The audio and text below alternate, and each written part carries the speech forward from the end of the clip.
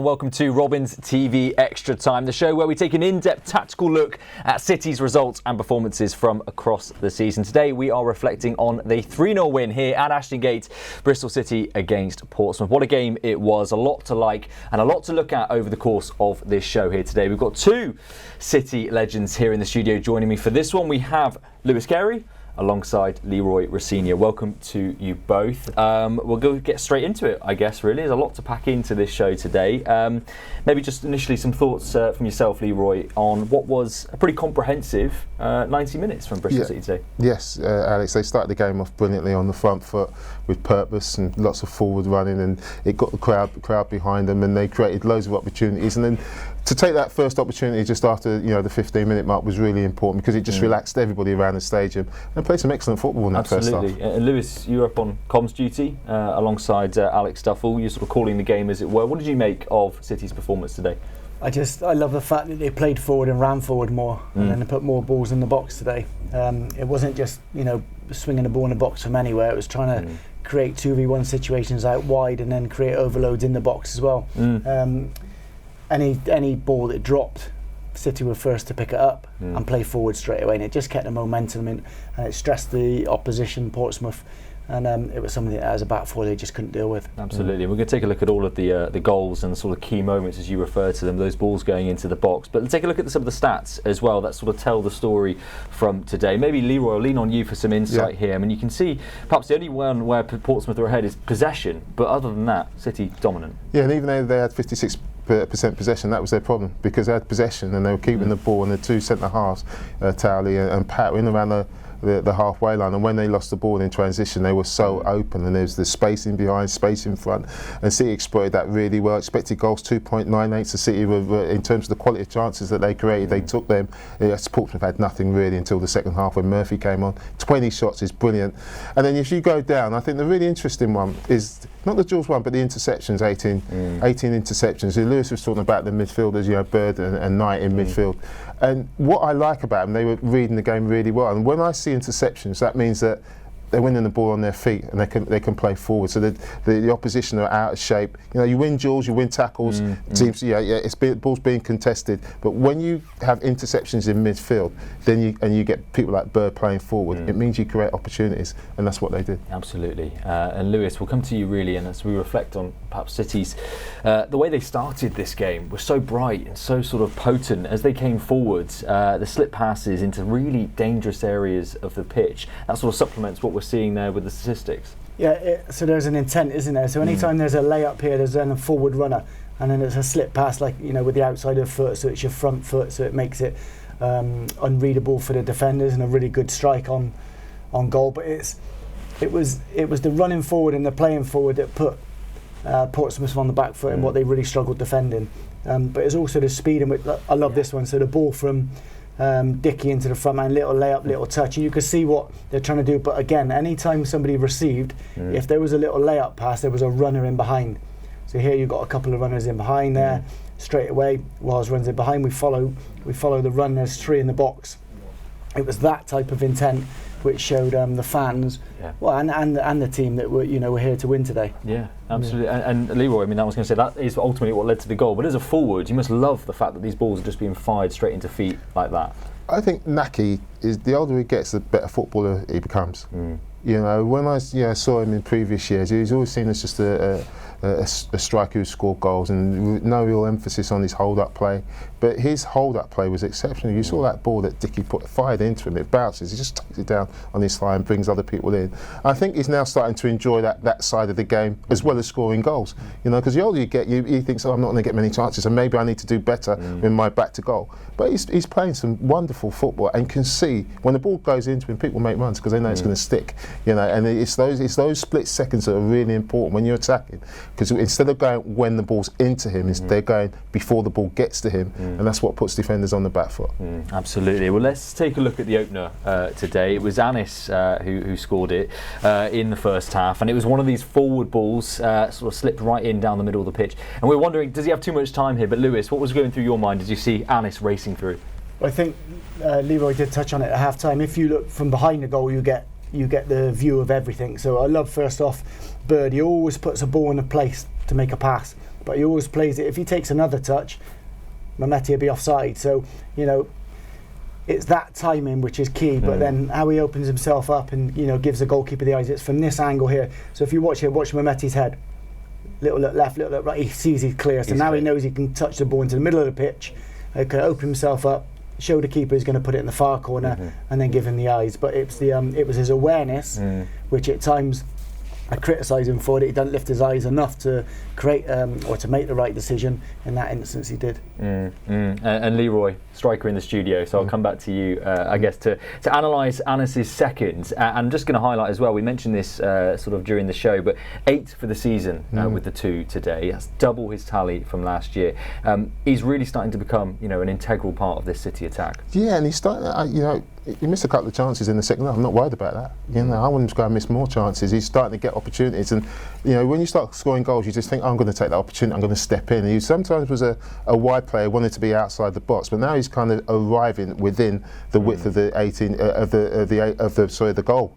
And you'll score goals if you do that. So he's enjoying becoming the goal scorer and that responsibility. But this is really nice because he picks it up in the central area, gives it to Nicky, and just gets it back first time. And he knows how to finish. He knows he just needs to get a really good contact. It's between the width of the goals, and it's just from a big long ball. And I know it's a poor header, but it's amazing when you put a forward ball forward and a back foot is retreating, and you pick the second ball up. It's as good as a long pass. But this is a really nice return from Nicky. Plenty of pace on it. So he's not asking him to control it. He's asking him to try and finish on his first touch, and he lets it run across his body, and he just a firm contact. Back net, really nice goal, really well executed, and they made that look very easy. But that's not an easy finish, is it? Just watching it back there as he sort of celebrates. But that first time, just tapping to the bottom corner, it looks easy, but it really wasn't, was it? No, it's made easy by the pass from Nicky. If Nicky doesn't give it back to him first time, doesn't give it back to him with that firmness, then it looks very scruffy. By the way, you get a bobbly finish. But he gets it, gives it back, goes, go and finish it. And as I said, Nicky gave a ball that he would expect. From anybody else if he was in the centre of goals. Really, really nice goal. Well, from attack to defence, and we'll sort of flip it really in many ways, because one thing we highlighted was City getting the ball into the Pompey box, and they just didn't know how to deal with it today. And we mentioned Towler and Pack, former City lads, at the heart of the Pompey defence today. They had a sort of torrid afternoon in many ways, didn't they? They did. From any ball that was direct up or from set play. City set plays were really well worked though. They had 3 man markers on the edge of the 6-yard box. Portsmouth. City overloaded and ran a penalty spot and then created a free player around the back quite a lot. And we always say head it back across goal, and you cause confusion, you cause panic. But there were so many instances where the ball came in the box and their lack of marking or scruffy clearances, or how they were separated as a group. Was there for City to make the most of today. And then as that developed and as it went on in the game, the goalkeeper then became under more pressure, whether punches or catching. So it was just a big cycle where they start to sort of dig themselves a bigger hole. Yeah, absolutely. But that is ultimately again where the third goal came from, and obviously a defender, Rob Dickey, getting in amongst it from a corner. Yeah, and you said the set pieces were better, but what helps is that you've got another header of the ball in the team in McCrory. Look, it's a poor header from Ogilvie, but McCrory is in the box and he wins that first header. McNally gets the next one and Dickey sticks it in the net. When you've got an extra header of the ball, it makes it more difficult to defend against, because Dickey and McNally are almost decoys it in some aspects, but he does really well to win that from a standing jump, and that's what leads to the third goal. But it's about the delivery as well, and this was it's a really well worked set piece. He's got Ogilvie on the back foot. Yes, he should do better. But if McCoy's not in the side, they don't win that that first contact off that mistake, and they don't get that goal. So and hint of an offside, I should just add at this point. This angle really does confirm that wasn't the case. Yeah, he had the stinker, Ogilvie. Not only did he head it up in the air, but he watched it as well. Didn't get out, and he's slow coming out. And City. Whenever you get the next contact, you've got a good chance of scoring. Absolutely, and 3 defenders sort of combining there in the box to get the goal. But that sort of set up the second half in many ways. And I guess, Lewis, at this particular point, it's about game management for Bristol City. Yeah, so the second half was really bitty. And I said, Liam Manning's team talk at half-time, it is what do you say? Do you go for a fourth and absolutely finish the game? Are you content with the 3-0? do you allow pressure to come, from Portsmouth? And they didn't really. It was a lot of fouls, a lot of stop-start, a little bit slow to get play going, and they couldn't get as much a rhythm as they did in the first half. Then a lot of subs changes and everything. So there were reasons why the second half was like it was. However, I think they'd be delighted with the first half performance that set absolutely, that up. Absolutely. Now, you want to mention the substitutions. Those sort of players that came on from the supporting cast, as it were, to make a difference. Playing perhaps to get themselves into that starting lineup. Sam Bell came on, replaced Nicky Wells. Not a conventional number 9 in his career to date, but perhaps giving Liam something to think about with his performance. Well, look, this wasn't a nothing second half from Liam Manning's perspective. He wanted to see Sam Bell in this position. I mean, he's offside there, but that's a really good attempt at that finish. And I wanted to see how he operates there, because he left Mayalu sat on the bench next to him. And what he does, he runs the channels really well. I thought he did really well here, because he gives energy, he gives pace to the front line. And when you're struggling, when Nicky Wells isn't in the side, as City have been, we have to be honest, this is an option. And I think it's just going to be the next option for Liam going forward. Obviously with Sinclair Armstrong being injured, and I like the positions he took up. If you see where he is, he's in the box. He just goes a little bit early there. But what I like is that as the ball is just put in this wide area, he ends up at the far post. You can see him at the top of the picture there. He ends up at the far post, and his pressing is excellent, because he's got loads of energy. He uses his pace to get close to people. So look, I think it's Liam's next option. We've been talking about maybe Fally and Sinclair haven't done as much as we would have wanted, but now Sam Bell's fit, his pace will cause teams loads of problems to stretch the game out. And as a midfield player with somebody running away with that sort of pace, it gives them a lot of space to work with. He did that from the start of the game, half time the other day in the Boxing Day game. He was the one who changed the game, put the defence on the back foot again. QPR and City started to get shots, and it was all because Belly ran in behind and caused confusion in the back four. It'll cause problems, and with him up front, he's not a natural striker. I'm not saying he's going to score goals, but what he'll do, he'll create space for other people to go and score goals. And sometimes as a striker, that's all you need to do. And he's always on the move. Defenders will not want to play against him. Certainly not harmed his chances, has he, of getting in there amongst it for the next game on New Year's Day, which we'll mention in just a moment. But also, just a quick word on you, Hirakawa, who was, I think, rested today, or certainly didn't start the game, but he came off the bench, as did George Earthy, and both again looked bright in those late stages as the Pompey defence probably started to tire. I think it's a dream for Liam Manning. You're 3-0 up at half time. It means you can look after all the players we've just spoke about, suggested. Even Hirakawa not starting, I think is ended up perfect. But this is a brilliant delivery. I said, a wide man coming in. I think when the pace is on the ball that much, sometimes you just want your chest facing the second post and head it back across if you can. Use the pace which is already on the ball. But we've said from it's a brilliant tackle. It hurts himself a little bit, but again, the timing of the overlap run. But Hirakawa, we've always said from day one, he's one who gets the fans on the edge of their seats. He has an excellent tackle, but his first touch is always forward. He always fronts the defender up.